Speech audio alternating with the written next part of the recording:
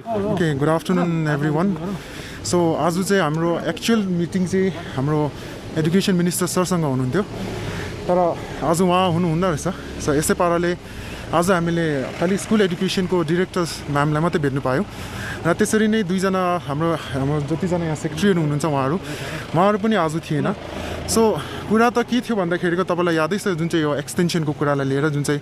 रिइन्टरभ्यू राख्ने भनेको। सो यो विषयलाई लिएर चाहिँ हामीसँग चाहिँ धेरै इन्जस्टिस नै हुन्छ भनेको किन भन्दा हामी इन्टरभ्यू पहिला फेस गरिसकेको रातिको 9:30 बजी कतै जग्गामा 1-2 बजीसम्म बसेर हामीले इन्टरभ्यू गरिसकेको। सो फेरि गरी हामीलाई किन रिइन्टरभ्यू गर्ने एउटा एक्सप्लेनेसन एउटा जेन्युन एक्सप्लेनेसन चाहन्छ नि किन त्यसमा पनि प्रपर स्क्रुटिनी प्रपर जतिजना इन्टरभ्युअरहरू थियो हामीलाई गर्ने डिरेक्टर्स एन्ड स्कुल प्रिन्सिपल्सले गरेको हामी यसो आधा राततिर बसेर गरिसक्यो तर आज आएर चाहिँ हामीलाई चाहिँ 1 सालको अर्डर होइन 3 महिनाको अर्डर 6 महिनाको अर्डर ब्रेक गर्दै दिइरहेको छ। सो यो एक्सटेन्सनको लागि लिएर चाहिँ हामीसँग चाहिँ अहिले भर्खर रिसेन्टली चाल पायो कि नोटिफिकेसन पनि आउट भएको छ भनेर। सो हामीलाई चाहिँ के छ भन्दाखेरि यो इन्टरभ्यू राख्ने नै छ भने इन्टरभ्यूको कुरा नै निकाल्ने छ भने चाहिँ हामी एडहकको लागि चाहिँ बस्दैन किन भन्दाखेरिको रेगुलरको होम चाहिँ हामी एग्री गर्छौँ। फेरि अर्को कुरा के छ भन्दाखेरि यो चाहिँ एउटा लङ टर्म पेन्डिङ हाम्रो डिमान्ड हो। हामीले यो डिमान्डलाई लिएर एउटा मेमोरेन्डम मेरोसँग कपी छ 14 सेप्टेम्बर 2020 मा हामीले हाम्रो एजुकेसन मिनिस्टर सरले फेरि भेटेर हामीले MOU बुझाएको थियो। सो यो तपाईँहरूको एकपल्ट हामीले प्रेस कन्फरेन्स पनि राखेको थियो त्यसमा ब्रिफिङ के थियो भन्दाखेरि जुन चाहिँ गभर्मेन्टको 8 इयर्सको पोलिसी छ त्यसलाई चाहिँ अलिकति मोडिफाई गरिदिनु किन भन्दाखेरि खालि एडहक भन्दा 8 वर्ष या फिर 5 वर्षको मात्रै छैन सबैजना आउँछ यो क्याटेगोरीमा। सो सबैको लागि गभर्मेन्टले एउटा राम्रो सल्युसन निकालिदिनु भन्नुहोस् तर अब अल्टिमेटली अब 8 इयर्सको जुन चाहिँ हामीले हिजो अस्ति हामीले डिसिजन सुनिहाल्यो। सो हामीसँग त्यसमा के छैन हामी एग्री गर्छ गभर्मेन्टको जुन चाहिँ डिसिजन हामी एग्री गर्छ तर रिमेनिङ जतिजना छ सो हामीले यो मेमोरेन्डममा त्यही लेखेको थियो अगर त्यो पर्टिकुलरली पोलिसीलाई मोडिफाई गर्नु सक्दैन भने डिमान्ड नम्बर 2 मा लेखेको थियो कन्टिन्युस सर्भिस थ्रु रेगुलराइजेसनको कुरा गरेको थियो। सो अब रेगुलर नहुने जस्तो हामीलाई continuous service every time we have to go through lot of crisis हुन्छ है।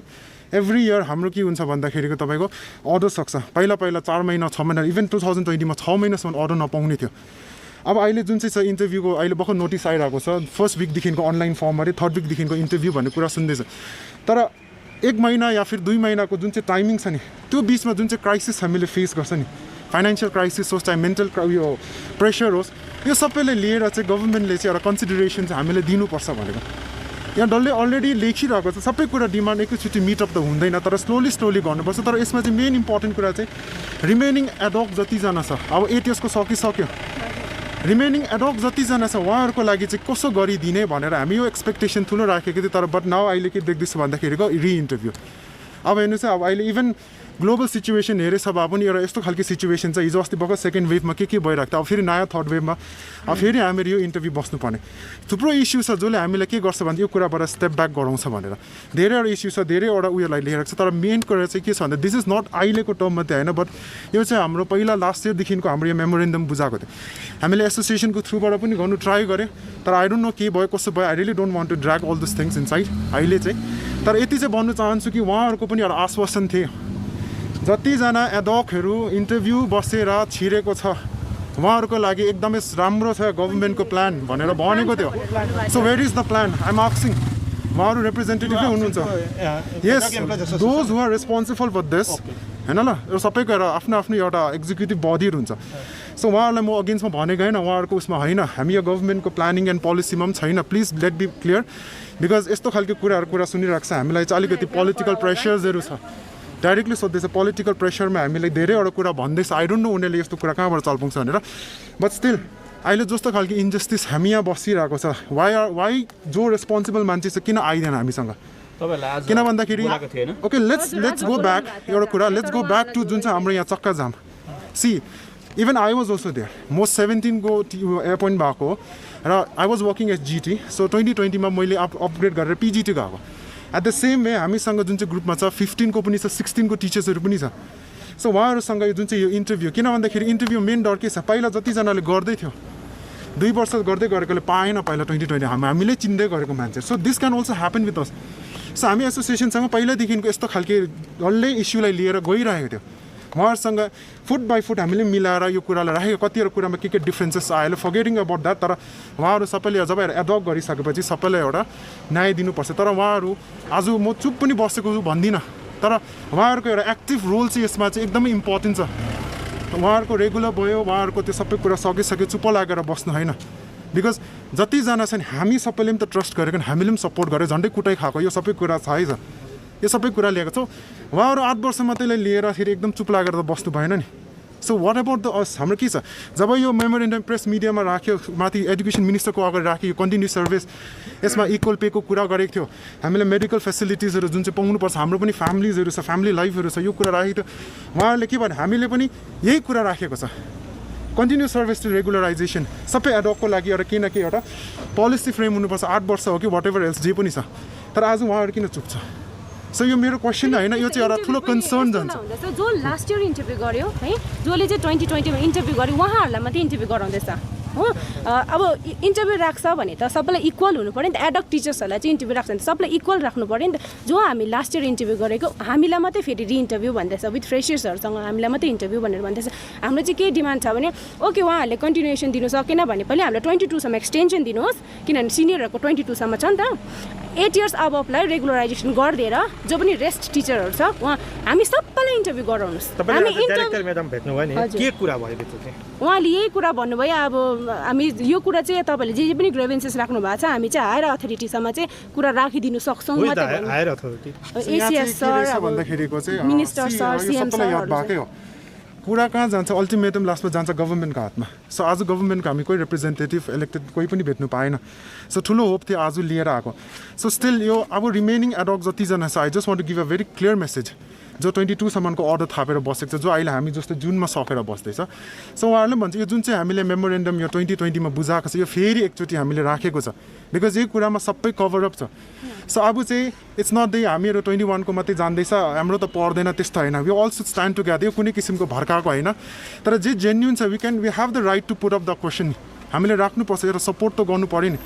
Government is very positive with us I know that हामी पनि गभर्मेन्टसँग धेरै पोजिटिभिटी एक्सपेक्टेसन लिएर बसेको छु तर अब एक्सपेक्टेसन राख्दा हेर्नुहोस् भित्र पसेको 5 मिनट पनि भएको थिएन एउटा नोटिफिकेसन आइरहेको छ अब कतिको बिचमा प्यानिक भइरहेको छ टिचर यति बेसी प्यानिक उयसमा के प्रेसर मेन्टली प्रेसर टर्चरमा जाँदैछ त्यो एड्रेस गर्ने को छ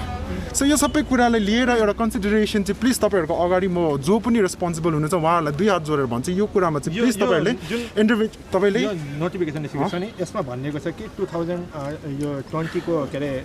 इन्टरभ्यू भएर पास भएको अनि जसको यो जुन महिनामा टर्म सकिन्छ हजुर यो 2 खालको क्याटेगोरी राखिएको छ नि कस्तो खालको कति टिचर छ यस्तोहरू चाहिँ हामी मात्रै हो त्यो जुनमा भनेको नि तपाईँहरू जुनमा भनेको हामी नै हो त्यो हजुर यस्तो पनि छ कि सर अब हामी गभर्मेन्टको अगेन्स्टमा गएको होइन गभर्मेन्ट अब टिचर चाहियो होला उनीहरूलाई हामी लास्ट इयर फेब्रुअरीमा इन्टरभ्यू गर्दा पनि अब फेब्रुअरीदेखिको अहिले 21 सम्म थुप्रै टिचर्सहरू रिक्रुट भएको रहेछ विदाउट इन्टरभ्यू हो जसको चाहिँ इन्टरभ्यू भएको छैन उहाँहरू रिक्रुट हुनुभएको छ जसको चाहिँ इन्टरभ्यू भएको छैन हामी अब त्यो गभर्मेन्टले अगेन्स्ट पनि गर्दैन हामीलाई चाहिँ अब इन्टरभ्यू राख्नेलाई चाहिँ घरिघरि इन्टरभ्यू अब जसको चाहिँ तपाईँहरूले रिक्रुट भयो चाहिँ उनीहरूलाई पनि इन्टरभ्यू राख्नुहोस् हाम्रो भन्ने कुरा किनभने उनीहरूलाई चाहिँ एक्सटेन्सन 22 सम्म दिएको छ सबैको हुनु पर्यो हजुर किनभने जो भित्र रिक्रुट भएको छ ब्याकडोर अपोइन्टमेन्टहरू है उनीहरूको चाहिँ 22 सम्म रहेछ अर्डर दिनुभएको हो अन्त हजुर यहाँ 1-2वटा छ है तपाईँलाई म यो देखाउनु पनि सक्छु हेर्नुहोस् त्यहाँनिर यो चाहिँ फेब्रुअरीमा भएको अरे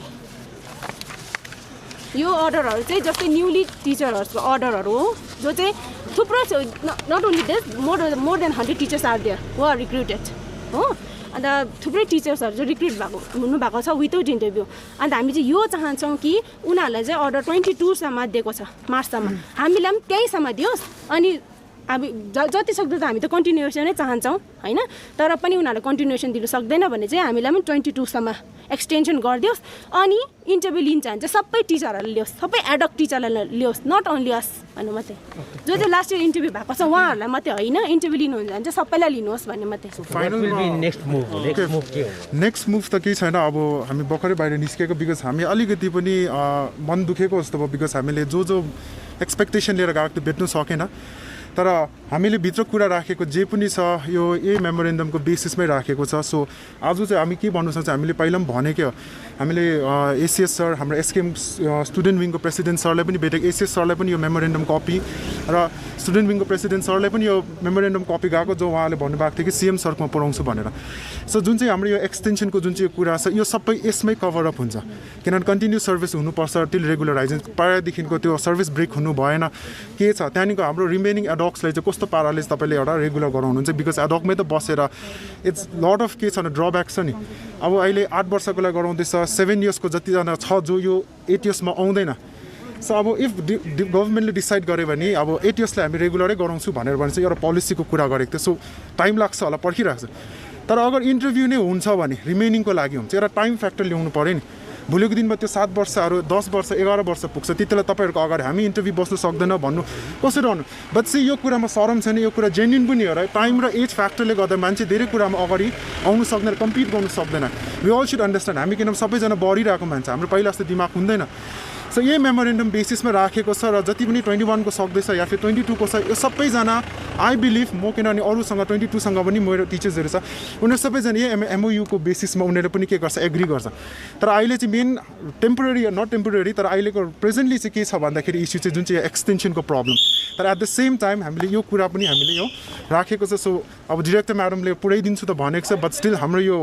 उहाँले त पुऱ्याउनुहुन्छ, तर गभर्मेन्टले के कसो एउटा नयाँ चेन्जेस ल्याउँदैन, तबसम्म हामी चाहिँ एकदमै इन्जस्टिस अनसेटिस्फाई भएर बस्ने चाहिँ हामी यस्तो। अब रेगुलरको लागि हो भने इन्टरभ्यू ठिकै छ नि त, तर त्यही एडक पोस्टको लागि एभ्री इयर त इट्स इन्जस्टिस फर अस नि त होइन। अन्त म एउटा के पनि भन्न चाहन्छु भने अहिले सबै टिचरहरू प्राइमेरी जिटी टिचरहरू सबैजना उनीहरू रिटायर हुँदैछ, स्कुलमा त्यसै पनि टिचरहरूको सर्टेज छ हो, प्रायः स्कुलमा टिचरहरूको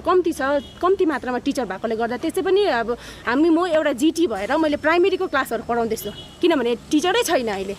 अन्त मेरो अहिले 7th पिरियड हुन्छ दिनमा क्लास, मेरो 7th पिरियड डल्लै क्लास छ अहिले हो। अब यो टाइममा चाहिँ उहाँहरूले चाहिँ हामीलाई चाहिँ इन्टरभ्यू राख्दैछ भने चाहिँ we are not against interview हो, हामीले इन्टरभ्यूसम्म डर लाग्दैन, हामी इन्टरभ्यू गर्छ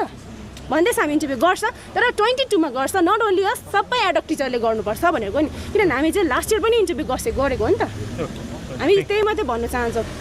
मेक एनी सेन्स नि त होइन, त्यो लास्ट इयर पनि इन्टरभ्यू बसेको फेरि पनि इन्टरभ्यू, त्यो त हामी लागि इन्जस्टिस भइरहेको छ नि त। वेयर इन प्लेस फेरि त्यस के हुन्छ भित्रभित्र उनीहरू आफ्नो टिचर्सहरू रिक्रुट भइरहेको छ जो विदाउट इन्टरभ्यू छ है। अन्त त्यही कारणले हामी यही पनि भन्न चाहन्छौँ, हामी चाहिँ इन्टरभ्यू जति सक्दो चाहिँ बस्दैनौँ। अन्त 30सम्म पर्खिन्छ सरको कस्तो रेस्पोन्स आउँछ के छ। हामीलाई पनि सल्युसन चाहिएकै हो, हामीले गर्दा धेरै कुरामा प्रेसर भइरहेको छ अहिले करेन्ट सिचुएसन हेर्दा। So this is not we want, हामीलाई सल्युसन चाहिएको। हामीलाई आज जोसँग भेट्नु थियो एपोइन्टमेन्ट दिएको थियो उहाँ थिएन। सो हामीसँग अघि सरले भन्नुभयो जस्तै आज बेलुकासम्म चाहिँ विथड्र गरेन रहेछ भने चाहिँ एटलिस्ट हामीलाई सिएम सरसँग चाहिँ भोलिसम्मको एपोइन्टमेन्ट दिनुहोस्, किनभने इन्टरभ्यू हामी अघि भनिसक्यो क्लियर छ, बस्दै नबस्दै लु इन्टरभ्यू बस्छु तर के को बस्छ हामी रेगुलर, त्यो कुरा रेगुलरको बस्छ हामीहरू, हामीलाई प्रब्लम छैन यसमा। हामीले लङ पेन्डिङ डिमान्ड छ, मैले 1-2जनासँग सेयर पनि गर्नु भएको छ यो कुरा, लङ पेन्डिङ डिमान्ड यो मेमोरेन्डममा भएकोलाई पनि कन्सिडरेसन गरिदिनुहोस्। हामी यसरी गरी आउनु सक्दैन, मेबी भोलिको दिनमा के लागिसकेर हामीलाई पनि एरेस्टको डरहरू छ हामीलाई पनि। अब गरेन के गर्छ, हाम्रो फर्दर प्लानिङ के छ भनेर यो हाम्रै बिचमा राखेर चाहिँ अब एटलिस्ट त्योभन्दा अगाडि चाहिँ हामी चाहिँ लास्ट एउटा हामी चाहिँ त्यही पर्खिन्छ कि मेमोरेन्डमलाई नोटिफिकेसनलाई विथड्र, अदरवाइज सिएमसँग हामीलाई एउटा मिटिङ राखिदिनुहोस् भोलिसम्मको। सो उहाँसँग नै हामी यो कुरा राख्नेवाला छ, उहाँलाई नै सायद यो कुरालाई अलिकति सबैजनाले भेटेर राख्ने हामीले चाहिँ यही डिसाइड गरेको छ।